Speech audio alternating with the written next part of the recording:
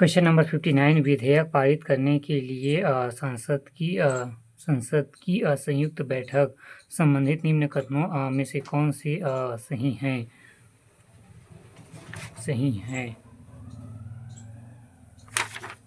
पहला, संयुक्त बैठक का प्रावधान सामान्य विधेयक, वित्तीय विधेयक तथा संविधान संशोधन विधेयक के लिए मान्य है। गलत।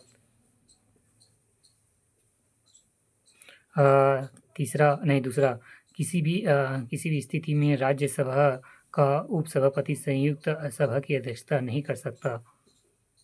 गलत। तीसरा, संयुक्त सभा के लिए दोनों सदनों की कुल सदस्यों का 1/6 पूर्ति कोरम होना चाहिए। गलत। इनमें से कोई नहीं।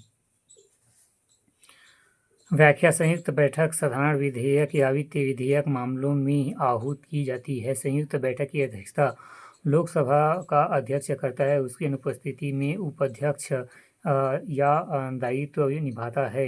उपाध्यक्ष न हो तो राज्यसभा का उपसभापति सदन की अध्यक्षता करेगा। इस बैठक में कोरम कुल सदस्यों की 1/10 भाग होता है। यहाँ अब तक 3 बार संयुक्त बैठक आहूत हुआ है। पहला, दहेज प्रतिषेध विधेयक 1960, दूसरा बैंक सेवा आयोग विधेयक 1970, तीसरा आतंकवाद निवारण विधेयक 2022।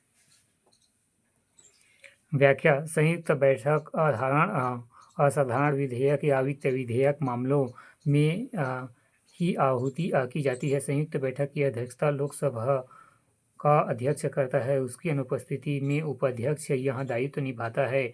उपाध्यक्ष न हो और राज्यसभा की उपसभापति सदन की अध्यक्षता करेगा। इस बैठक में कोरम कुल सदस्यों का 1/10 भाग होता है। जब तक 3 बार संयुक्त बैठक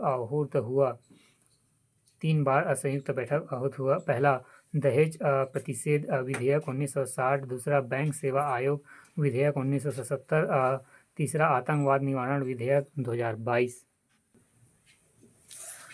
क्वेश्चन नंबर 60, निम्न में से कौन सी समिति लोकसभा से अधीन नहीं आती है?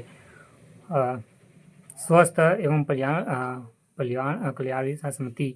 व्याख्या, लोकसभा की नियमित समिति की अनुशंसा पर संसद में वर्ष 1993 में 17 विभाग संबंधित स्थायी समिति